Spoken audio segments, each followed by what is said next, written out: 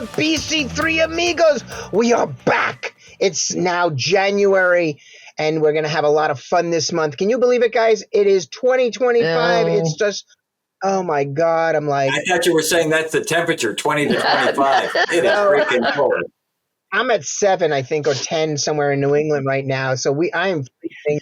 My heater is cooking on the floor here, and I think we are all in our offices. But what a great year 2025 is going to be for the BC3 Amigos. We are crazy having fun all around with all of our shows we're going to see us and see us speak and educate you. And we are so excited to get around and be involved with this great community we live in.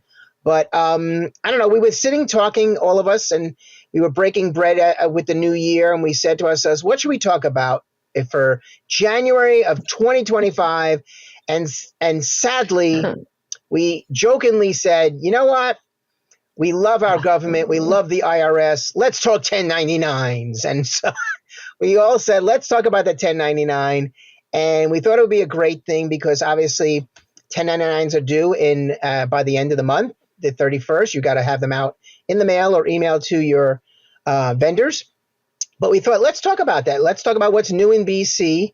Let's talk about the new features that are out there. What are the new functionalities? What's even coming in 2025 down the road, even more, some of those new features. And all of us have been playing in it diligently because all of our customers combined have to do 1099s, and some are in old version, some are in new version. So let's go round robin. And I mean, who wants to take the first stab? I hate using stab at 1099 discussion. So here's a question. Are y'all suggesting that people upgrade right now or just use the old way?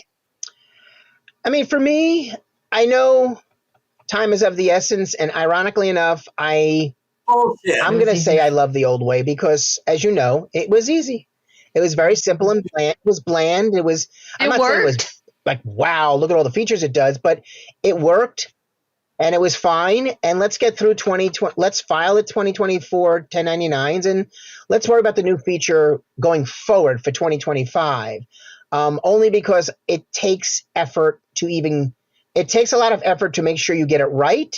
And it takes a lot of effort to make sure it's even working. So you're going to have to do this in a sandbox because without you testing it and making sure you do it right, you're going to be stuck behind an 8 ball, considering you only have 8 more days to go. On 2024, did you use the magnetic media file? If you did. The 1096 for the 1099? So understand, there is an option out there that asks you when you create this file, is this a vendor's software or is it in-house? And obviously, if you're using Business Central or Nav, this is a vendor's file. And you have to fill out all that information. So the question becomes, who is the vendor? What's their name? And by the way, it will fail if you don't put in a vendor's email and a vendor's contact number. So I reached out to Tom Blaisdell. I'm going to throw some names out here. And I said, hey, Tom, I got somebody who's trying to send this electronic file. Who do we put in down here? And I didn't get an answer for a couple of days because the people were scrambling to say, oh, who's going to take the call? Who's going to do this? Who's going to do that? Nobody wanted it.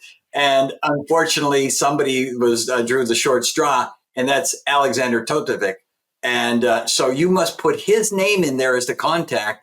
He gave a phone number and an email address. But you have to fill that all out or you're not going to get that report. And how many people knew or know how to get that information? Is that different from last year? I don't remember last year because every year it's painful. And I only do it once, every time a year. I hate this, like, oh God, now what? I did it once, maybe, I can't even fathom, probably back in the early teens, 20 teens era. I mean, and so. I just put mine in a service and say, here's a file.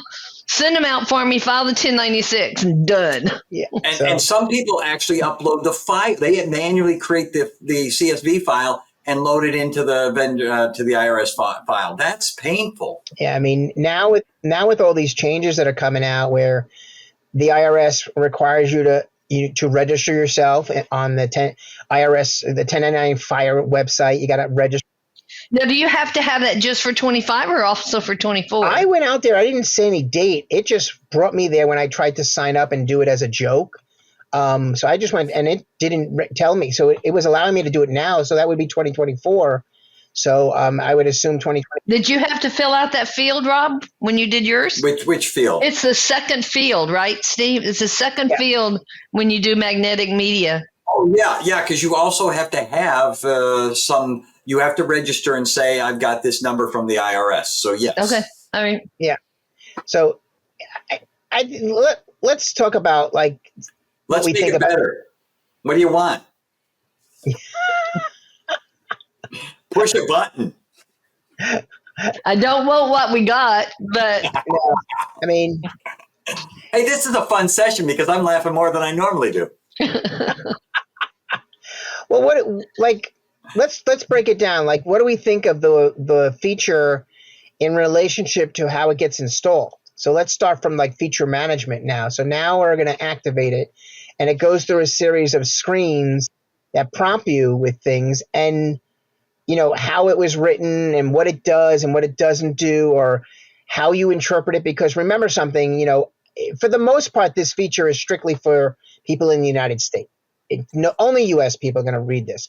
So for all intents and purposes, when you activate it, it's going to start prompting you to install the feature, and then it asks you a series of questions. So right off the bat, if you haven't read anything about this, right off the bat, if you start reading the prompts, I know it confused all three of us. Literally, when we tried this, we were lost in space, and I'm using that not the TV show Lost in Space, but I could be as far lost. I mean, we were so lost, it was not even funny, and it never worked. So I followed what I thought was the documentation, and I felt like the documentation told me not to. What is the prompt about? Save the files or something, right? The first one was easy. It's the date. Got that one, right? But then it's like, is it a new setup? Well, it's a new setup for this 1099, but not, it's not a new BC because I've been using it for 10 years, right? And then it's transfer data. So I thought, well, I just want to transfer data. So then I go to the next step, and then it says something about that. Do you want detail files? But if you read the documentation, it kind of says this is going to take up database space. So I'm thinking, no, I don't need that. So, and I didn't want to encrypt my stuff. I don't have that much. I don't care. And the error is out. So when you guys first said you wanted to talk about 1099s, I was like, oh man, this is going to suck. But you know what? The whole process is tough. And I'm like, okay, I'm in. Let's talk about it and let's get this thing fixed. We do. And I will say, we'll preface it for our listeners here. So just so everybody's aware, the reason why we're talking about 1099s has a there's a double-edged sword to it. One, we want to speak about it, teach you what to do and what not to do. But at the same time, we want you to be aware that we have reported a lot of this, and Microsoft is making changes that we've asked for in conversations we've had on Teams, and we've documented it and everything like that. So hopefully in the upcoming monthly release patches, things will be slowly being changed to allow the our US yourselves, the listeners, people who use the BC software for 1099s, it'll be a little more streamlined with better documentation on how you implement it, because it will be official, meaning you'll have no choice, but it will be implemented I believe it's next year. I think it's 2026. I think it's permanent. That's what it says. I know you could try it now, but I believe between October and March. It's going to switch right for the end of this year. Nice about year. It was really so. I give kudos to the people who put this together, because I've had too many clients who've gone live and forgotten to put the new vendors in with a 1099 code. And lo and behold, they're at the end of the year and they go, oh, wow, what do I do now? So the whole process to update vendor ledger entries that need to have that 1099, that's pretty nice. I mean, that's nice. It's called propagate. It's called propagate in the new feature. No, I said that to Microsoft right off. That Yes. feature's great. I think when you first look at the vendor card and you went from one field, the IRS 1099 code, to 3 fields, the year, 1099 form, and a 1099 form box, blew my mind, right? Why do I need all 3? And I don't feel like we do in the US. I feel like we really just need the bottom one where we say NEC01. We don't need 2024 NEC, NEC01. We just need NEC01. Very interesting in how it was explained to us. We were shown a 1099. It was actually a miscellaneous 1099. And in 2021, box 13 was, I don't know, X charges, right? I forgot what it was, prepayments or something. Morph into 2022, 2023, it's no longer box 13 like it was in 21. It's box 14. And so Microsoft was like, man, they're changing, IRS, we're going to change it so we can confuse you and make you do it wrong. And then we can find, anyway, we can find Tell us how you really feel. Better say that word. Yeah. Anyway, so what they wanted to do is historically be able to say this year, this vendor, this is the code. So it would be in 2021 would have been, miscellaneous 13. In 2023, it would be 2023 vendor NEC 14, right? So literally a user can just change it. Does put the onus back on the users to keep up with their 1099s a little bit, right? Yeah, and the best part is for all of us who've been around the NAV software and even the early years, we'll even go back to the early BC years.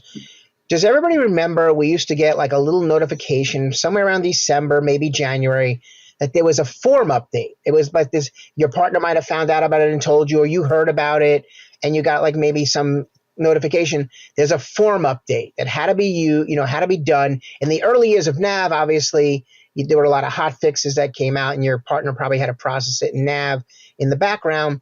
And in BC, it was more of, you probably got there was an update coming out for update form. Update form boxes, again, right? Isn't that what it said? Yeah, and what it did was it took what Kim said and it and moved it around. And it was like, what a pain in the you-know-where. And it was like... Yeah, and it never came out until like the 3rd week in January. Yeah. So yes. As we're listening, as Kim, we're listening to Microsoft and the gentleman who's responsible for 1099s is explaining this. And we're like, it was funny. It was like all of a sudden, it's like, boom, the light bulb went off. Now we get why you built this IRS backbone. Yeah, I couldn't figure out why they gave us a form code, which is interest, dividend, miscellaneous, NEC, and then gave us form boxes, because every one of these has multiple boxes on the form. So now are you telling me I got to identify the box? And yeah, they really are. Yeah, whatever form with the box number on it that you pick, that's the 10, that's where it's going to go. But we don't think about it that way in the US. We think about it as miscellaneous 07, NEC 01. And I the one thing I think they listened to us on, Steve, was don't let us just have that on the vendor card, right? Let us just see that. We don't need to see these other things. They did make it easy to copy from one year to the next. So I can't really complain about it. But when you set up a vendor, now you got to go to set up their 1090. It's not just fill out a field.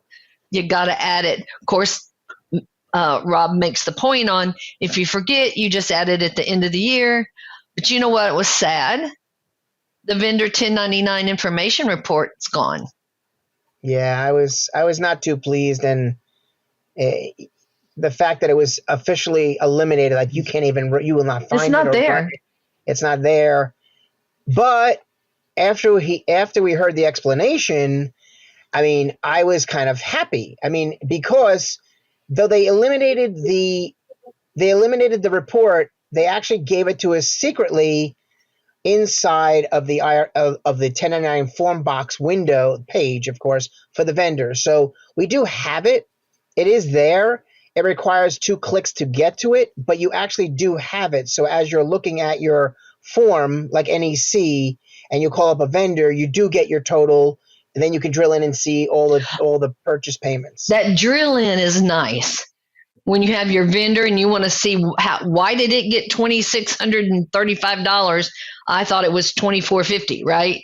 You can drill in and see everything that it added up, because before you had to try to figure out from payments and invoices what was what. That's what the details does. If you don't toggle that details on, you don't get that. So that was nice, but we don't have the 1099 report. We did ask them for a page where it would show all the vendors, their 1099 code, and the 1099 amount. People want to see that. They want to check it off. Yeah, and so hopefully in the future we'll see that on one of our releases. What, Rob? Well, I was going to say one of the things they can do right now is use the analyze mode to actually view that. If they open up the vendor ledger entries, and they can do some analysis views from that.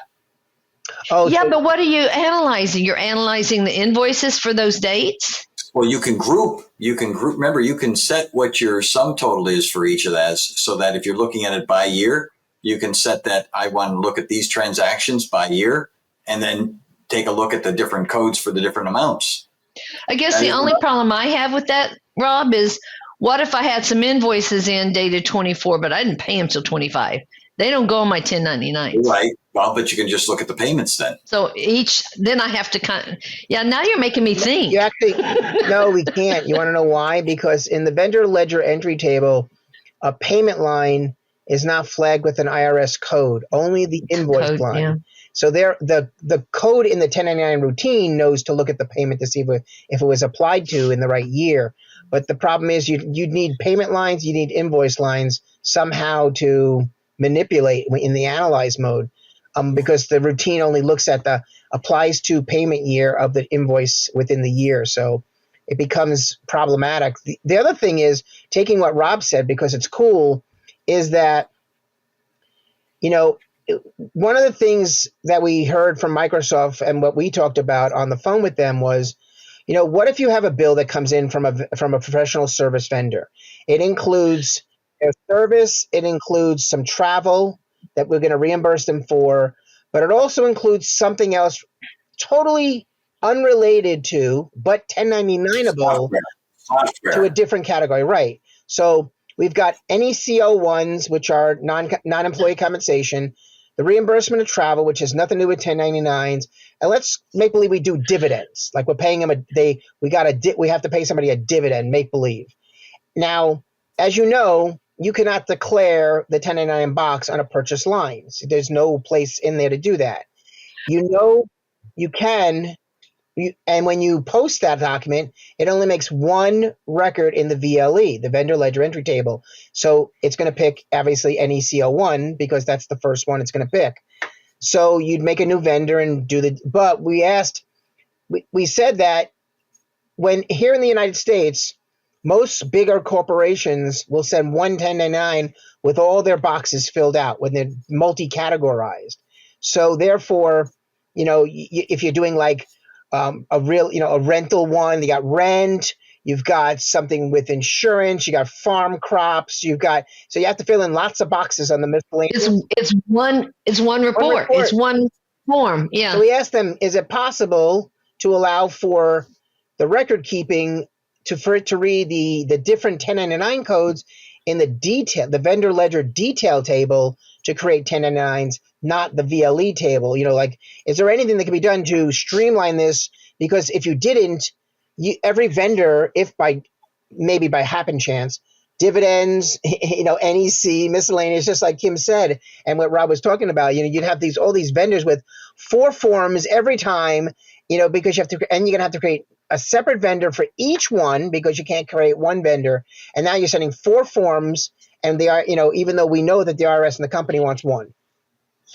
It doesn't work right now. They would have to do some redesign to get us there. And I guess I didn't even realize till we had that conversation that people did do that. I know. I think about getting my 1098s for investments. Same difference. It's a 1099, right? And they do boxes. So they give you one sheet of paper and they say, short term, long term, foreign, all that stuff, right? But I just didn't put it together with that was the same thing as a 1099 form. We've always done, here's a miscellaneous that's got rent. Here's a dividend, or I know one of the things on a 1099 miscellaneous is fishing, and royalties. So all of those are different boxes and they could go on one form. We cannot do that right now. And that if we're going to do it and do it right, it would be good to kind of fix the whole thing. That's not coming right now. So let me ask you a question. And based on what you just mentioned, is it possible to set up 4 different vendors for those 4 different boxes? Purchase orders go to those. The invoices go into those. But we have a single payment vendor so that they're all go to the same vendor. Is that going to simplify the process? Because now you're paying 4 different invoices. Yeah, but no, because the 1099 information is held at the invoice level. Right, but I'm saying if you do 4 different vendors for the 4 different boxes and one payment vendor, so you have actually 5 vendors, and you're paying. So the pay to vendor would have it all, would have all those transactions. Right, but is it going to segregate that boxes? It should. Yeah, it should be fine because you're going to have 4 vendor ledger entries of invoice type with different 1099s. Yeah. So when it builds a 1099, it's going to build 4 1099s. Yeah, it will. It'll work because the bill to will get, as it posts from sell to bill to, of course, the bill to will have all the lines of all the different types of box forms, and it'll still work. That's pretty cool. I just realized that. That's a good idea. Cool idea. Yeah. What do you think, guys? What do you think of? I love the fact that now we can email the 1099 as long as you activate. That's great. As long as you turn on your consent and as long as you put an email address, and stuff like that, you now can auto email the document to the recipient or It's great. I mean, like, no more printing. Yeah. Yeah, but you know how many people are going to say, I got to have a copy? I really, that was a great feature. I'm still amazed at how many people say, but I got to have a copy. Well, but there's a spot in there to print a copy. Yeah, I know, but the whole thing is this is supposed to be paperless. Yeah, we're going to cut down more trees. But I will say, so on the thing when we set it up where it has that copy, what is it called? Copy B, copy C or something, I think it's called, in the columns. If we do check it and we are emailing it, it will send them number of, I think, because I know if you say copy, I think if you email it, it's going to send them multiple copies because on the very top of the document, it does say the word copy B, copy C. If you want it sent. I remember seeing that, yeah. And I still think but they're going to need, theoretically, the government doesn't recognize that, but, theoretically, people who still, are there people who still file paper returns? I mean. Probably. Because you need it. But you've never included 1099s on a paper return. That's true. Only your W-2. Are you sure back in the day, I seem to remember stapling a whole bunch of crap to the 1040? You might be right.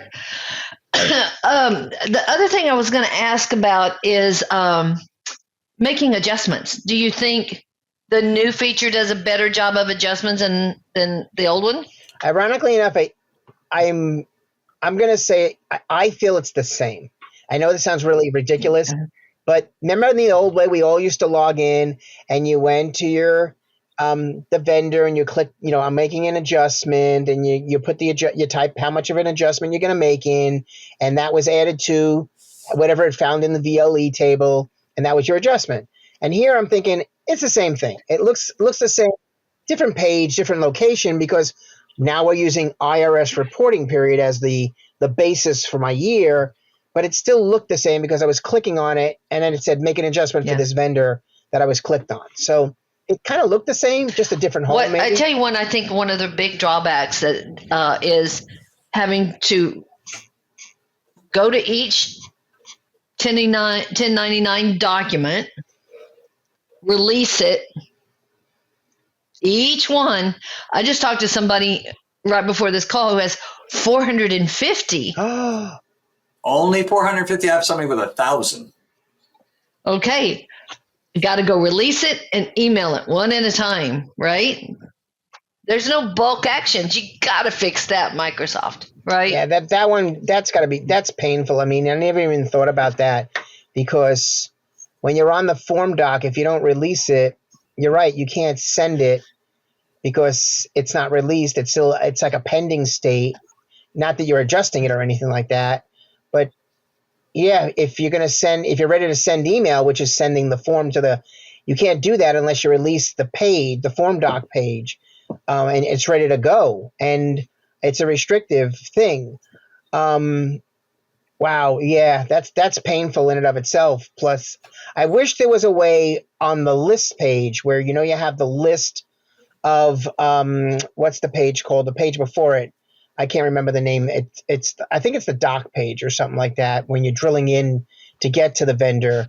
But that page that actually has all of them on it, and it lists out the vendors within. Have a way to like we do everything else, select more, release. Yes. Yeah. Simple things like that. Select more, click release, and just then I'll go. Yeah. Let the system do the job. But hopefully they kind of can attack that in the next couple of months as they're making updates to this. Yeah, I think we'll get some improvements before October, which is good. Yeah. I know there was some comments early on in the year, but I felt like they just targeted one thing about it doesn't work without really diving into how you make it work, right? I know I did a blog and then I updated the blog. By the way, it's on the BC3 Amigos LinkedIn channel. We haven't talked about that yet, but we have that new LinkedIn channel. And Steve, thank you for helping look at that. I didn't talk to Rob because I knew he was mad about 1099s. But we worked on that, and after talking to Microsoft, it was helpful to kind of put some insight in there. And so I posted a new version out last night. The first version, guys, got over 2,100 views. Wow. Because nobody knows about this 1099 stuff, and I feel like the documentation's a little tough, right?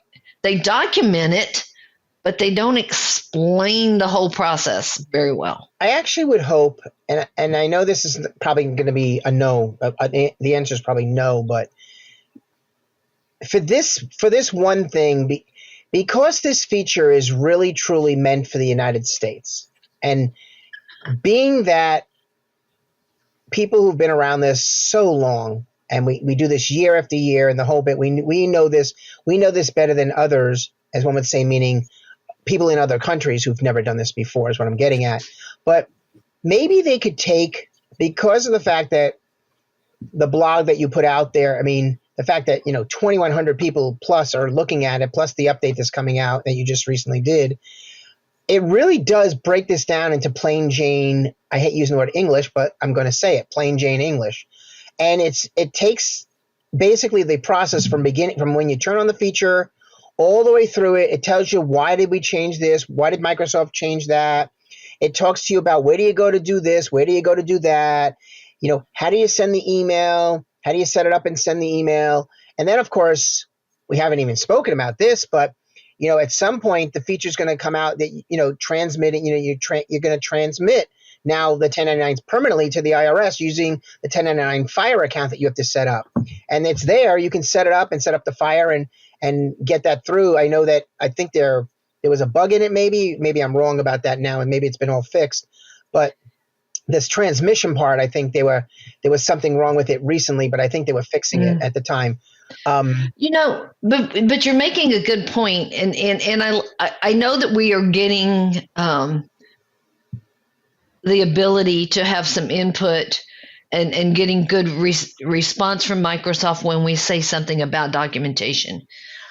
I get frustrated with the documentation when I start to read how to install and then it's a link to go somewhere else, right? Do I do that link or do I have to go do that link and then come back? Do all those things? Come back here and then you go down a little bit more and there's another link to go do something else. So I'm always like, are you just trying to give me this to say, hey, if you don't know how, am I supposed to do it first? Is it a prerequisite? Yeah. That's why I try to do the blogs in. Here's what you're going to do to start. Here's what you got to do next. Because I think that's what people need. And I wish Microsoft would look at it more like that than, and they do a lot of documentation. It's good. I don't mean that badly. I just find for the typical user, it's hard to follow sometimes. And it's not just Microsoft, it's other people too. So Kim, what happened to more assisted setups? This would be great if we just had the assisted setup that just walked us through that process. And I think it tries to do that in that first part, but that's the tip of the iceberg. Yeah, it should carry you through. It should have. Rob, I think Rob's got a great point here when you think about it. Yeah. What if, at the end when you're on that last screen and they ask you collect detail. So that in and of itself, I think that message should be nixed. That should be always true. Hide the choice. And I know this sounds funny. Originally, we said we thought that was a data thing because that's what the thing said. It was well, that's what it says in the documentation if you read it. And here's a funny thing: who cares about data space when you're in the cloud and you're not using much space anyway? It's like, what are you talking about? A centesimal megabyte amount of space where you're going to do this? And it's like, come on. I mean, for all intents and purposes, that's one thing we shouldn't be caring about because this is an IRS thing. It's important. We have to make it right. It should always be set to true. No ifs, ands, or buts about it. So that's number one. So after you click next, you know how the next thing happens? It says you're finished, right? It did, it magically did all of its job. Well, why can't you just immediately, instead of saying next finish, why couldn't you have jumped right into the form setup? And let's get all the forms set up, right? Why couldn't you have gone in and we do the vendors and get the vendors set up? So prompt the page. Would you like us to take the information from all your vendors, all 400? Rob's got 1,000. You've got 400 at a customer. I've only got 50 at one customer. Why not just take all these things and type in the year 2024, which was already set up because you had to answer the question in the first place, and set up all of our vendors. And it sets the whole thing up. And now, wait, how's it go? I like how he's consistent about that. But why not? I mean, Rob's got. I mean, that's a great point. It's a great point, and it's something that you just listening to you. I just realized this is a whole nother setup for implementations. Yes. Oh yeah. We used to just make it part of the vendor import. Oh no, not now. Nope. Now you're going to have a separate tab in your spreadsheet for who's 1099able, and you got to fill that out. Yeah, because think about it. Not now. That's a table. You can't edit the vendor card because it's all grayed out now. You have to go to the IRS card and work your way backwards to the vendor card. Why couldn't you? And if they did, they put one button on the IRS. You type the year, you put a button that says set up every vendor, and literally all you had to do was just run through. But you don't want to set up every vendor. No, not every. No. I got an idea. If you set up, so one of the things that you could do is, use the vendor posting group as a 1099 vendor posting group, and then put the filter on 1099 vendors, and it's automatically set up for just those vendors. I actually had a client I was looking at today who'd done just that. They put vendor-1099 on all their 1099 vendors. Oh, what a cool idea. Yeah. I mean. But this way you can filter. There's got to be ways to streamline. There has to be a way, like Rob said. There must be. All you have to do is just think harder. I mean, you're adding a whole layer of complexity to this that just was unnecessary, and we could have automated the whole thing and do more of a one and done approach. At least for people coming from older VC and NAV older VC versions, I'm talking about. Then you could have completely automated it. If you're brand spanking new coming into the system, okay, I get it. You've got to do one vendor at a time, and then in the future is easy. You just get copy, you're done. But Yeah, if because It complicated it. This whole details thing, I get it, but I don't know why we need it. If you're going to go through my vendor ledger entries and say these are all the things that are reportable for 2024 for this 1099 form box, and I've got, let's say I had an invoice that didn't get paid this year, so why don't I move that forward to 25 and just have 24 and all the ones that are going to be on the this year's 1099 and fix my vendor ledger in those fields? Then I don't need this whole other details thing. And then I say database space. Not that it's I don't know how you do that. Hey, going back though to the vendor that has multiple different, like some of it's 1099 and some of it isn't. Why can't, when it posts, you can edit the 1099 amount field. Why can't the system automatically look at what's 1099 and filter that out? Well, it does. I'm not sure I follow what you want it to do. It does do that, doesn't it? Well, if I've got an invoice, the vendor ledger entry only has one amount. Does it filter? Oh no, the propagate thing. It does. It does. Okay. It should go back to the invoices. Check what's 1099able is what you're saying. Yes. Yeah, it should. Yeah. And put in the 1099. It should. But I know when you post today, like if I go in and have 3 lines and 2 are 1099 and 1 are not, the one line in the VLE under the column called 1099 amount will only be. But the propagate will put the whole invoice in there. And it really should. I think that's an enhancement to that propagate that would really make it perfect, right? Is it not only did it just populate them from the invoice, but it went and read the invoice and picked up the lines that are 1099able. Yeah. Right. And I would have thought it would have been harder for them to change the posting code to do that and get it right than it would be to change the propagate function. I think it's easy to make that change to the propagate.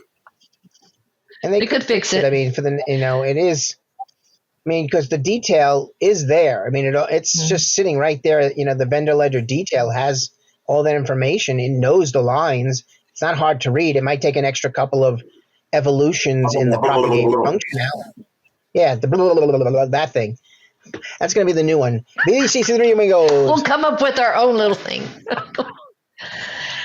I guess, my concern is not to toot our own horn, but we've been doing this a long time and we struggled with it, right?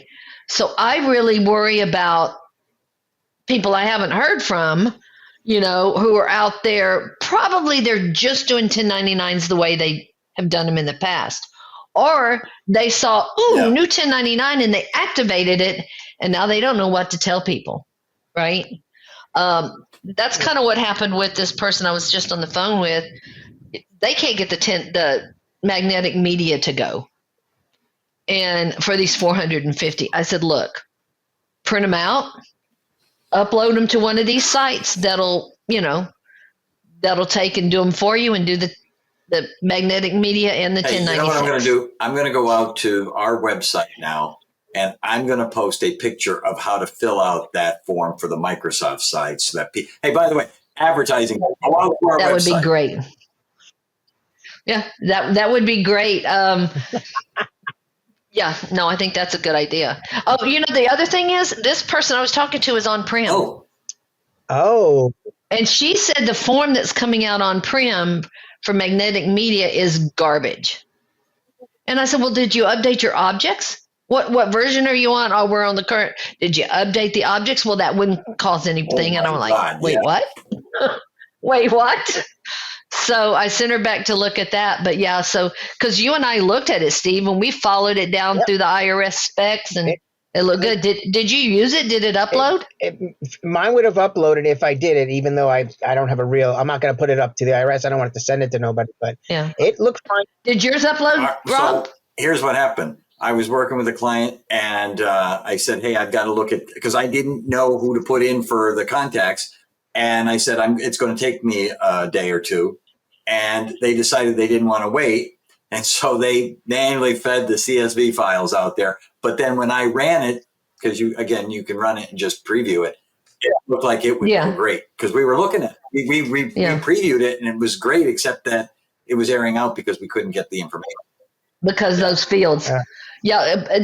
Post that link, that here's how you fill out the magnetic media form. That'd be great. You and I, Kim, you and I were looking at that the other night. We were looking at the file, the different line numbers, the A. Yeah, you put your name in and all kinds of stuff. Like, I'm not putting my name on that form. IRS better not be calling me. But I will say something funny, and I think you mentioned it, Kim. When this first came out, I mean, you saw a lot of people posting things, and they said it's broken. And I think the irony now, looking at it in hindsight, is that it kind of wasn't broken. It's just that nobody knew how to use it to fill it out, to make it work in its current state, because, it worked. I mean, you can actually use it. It will work. Yeah. It goes back to what Rob said. If we'd had a more comprehensive assist edit, it would have worked. I think that would have helped. All the questions but you gotta go through the documentation. I tell you what I think may help too, and I hope to see Microsoft use this more, is their what do they call it? The cooking. Oh, the cooking classes. Yeah, where they're doing like little 4-minute tidbits on different things. In the cooking class, the how-to cooking classes. But those are great because they're actually showing the steps in the system. So, and they're out there on a YouTube channel for people. It's a shame they didn't have one for this, but I've learned a lot of the new features by going out there to YouTube and seeing some of the Microsoft things, then taking it back. Now, unfortunately, they show it in a very limited context.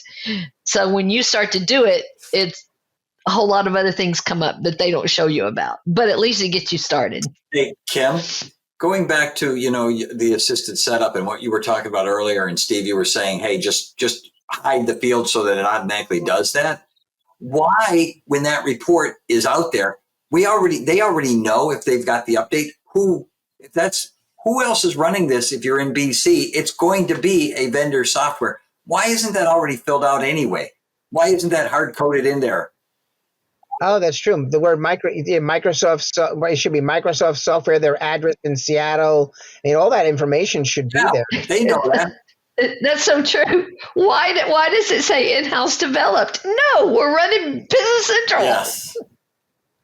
That's a good point. That's hilarious. I never thought of that. I filled it out myself manually, and I'm sitting there going, and I didn't even think about the fact that it's coming from the. Why can't the BC system fill in Microsoft by itself? Because who else would you put in there? Oh my gosh, that's true. That's really funny, Rob. What is this? The big thing now is we need some common sense things. I think everybody should put the word. Yeah, I think everybody should. From now on, if you're confused about that answer and you don't know who to put there, just put the BC3 Amigos. Oh no.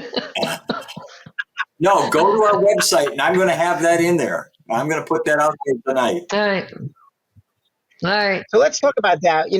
Everybody, we're pleased to announce for 2025, we came out with a new LinkedIn page just for the BC3 Amigos. We'll publish obviously our podcast there. We'll publish even the cooking class from Microsoft we put there when the new ones come out.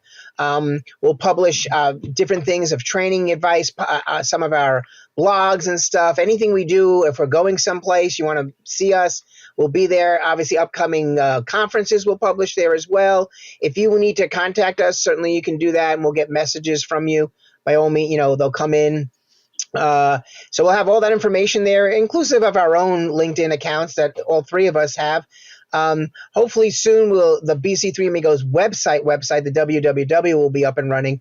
We're just trying to build it fast and furious, but we are busy people, so time is not on our side, especially after year end when we're pulled in for all the accounting questions that people want to tap us on. So that's one great announcement. So please join us, subscribe to us, get out there and on the YouTube channel, subscribe to us, as well as visit our LinkedIn page all the time and see what's new. Couple of other great things to talk about. We've got this month of February that we're now turning into February. We've got a couple of road shows that are coming up. I know there's a road show coming up in Atlanta, Georgia. I believe in the month of February. There's February 14th, Valentine's Day. Down in Texas. Dallas has one. I think. What date's Dallas? Kim's is on the 18th. They moved 18th. that. 18th, and then we have a Denver one like a week or so later. I can't remember the exact date. So like the 20th, somewhere in the 20th or high 20s. 18th and 20th, yeah. Tuesday, Thursday. Thursday. There's a couple of there's one in Tampa, I believe, coming up too. Is it a road show in Tampa coming up? I don't know the exact date. There's a couple of meetups coming up regionally. There's one in March in Philadelphia area for a Doug Meetup Regional Conference in the month of March. We'll get the dates out when we have them. We'll try to talk about them on the next podcast in February. And I know they've got a couple of other ones regionally later on in the year and stuff like that. And then, of course, April begins the major conference season. Our first major conference is Directions North America, where the partners get together in the ISVs and talk with Microsoft about the product going forward. In May, we've got Dynamics Con in Chicago this year. Phenomenal event if you can go to it. If you haven't signed up or registered and you're looking for discount codes, you can always send us a message and we'll find you one. If I don't have one available right now this second, but we'll try to get you one to hopefully we can find one for you. And in June, let's see, there's nothing right now in June. And then of course, September, October, we've got our Summit North America event back in Orlando at the Gaylord Palms in Orlando. And then of course, Directions EMEA, which is overseas, will be happening in Poland this year. That's in November. And there will be a days Don't you have a code for one of these? Summit. We have a BC3 Amigos code. Actually, if you go to Summit and you're looking for 10% off, if you watch this video, it'll be part of the introduction. When we play back this video, there'll be a BC3 Amigos code. You can certainly go and get a 10% off on registration for you to the Summit North America event. And again, we'll try to see if we can we'll do the same for Doug. I'll get in touch with Doug and we'll see if we can get a discount code for them as well. And the earlier you sign up for Summit, if you want to go, you get those early bird prices and you still get the 10% off. So don't wait, right? Yeah, don't wait. I mean, there's so much going on in 2025 this year, gang, and hopefully we'll be around road showing from Denver to Dallas to wherever, it'll be. You'll probably see our faces in many places as well as the podcast. Hopefully you saw our recording in December with Kenny, and you'll obviously be watching this one here. Next month, we're going to look for another amazing community I want to call him volunteer or a community person that actually gets involved with BC, and we're going to get together and obviously have one. We've got a lot of people who reach out to us saying they'd love to be on our podcast and talk about themselves, talk about the community, talk about why they're even in this space. So we're going to have amazing fun next month, having another visitor to our podcast, and look for the future as we go into probably not next month, but hopefully in the month of March, look for more educational podcasts whereby we will educate you and probably do some show and tell versus just us sitting here going like that. We'll do a little show and tell and we'll show you what BC is all about and make it more educational. So that's it I think that's it for January. It's been a kickoff new year, and I'll say clink to the champagne and stuff like that. I'll stay warm, everybody. Don't forget stay warm. The National User Meeting in February. Thank you. Also is, every month that comes up, and there's 2 educational sessions, as well as keeping you abreast of all these things that are coming up. It's hard to keep up with. There's so much. There's a lot coming up, and hopefully as we do we'll put our discount codes, what we've got on our podcast. We'll flash them up in the recording Maybe hopefully next month we'll have it. Maybe we'll do a show and tell. We can bring up a list of podcasts, and then we can bring up a list of road shows, meetups, national. So what we'll do is maybe as we start that next month, we'll bring it up maybe as the last slide. We'll say what's new and here's our codes. That way people can see them, as well as during our intro of our podcast, we'll keep showing our codes and events and stuff like that. So we'll make sure that that's happening while we're editing the podcast. Awesome. I can't think of anything else, guys. Good start to 2025. I think it's a great start to 2025. I mean, I'm freezing my butt off, but what else is new up here in the Boston area? And you guys are in Texas and probably much warmer than us. And it's been in the 20s every night. What are you talking about? well, I got my temperature is called goose, and I'm not talking Top Gun here. Okay. I mean, it's freezing here. And Rob's, once you get cold, it's cold. It doesn't matter whether it's, and in my mind, true. 40 is cold. Well, that's what we call winter in Texas. 40. 40 is shorts weather up here. It's like if it was 40 and 50, I'd be like happy as a clam right now. Well, it ain't 40 and 50. Nuh-uh. All right. Bye, guys. All right, guys. We will see you in February. Happy New Year. Happy New Year.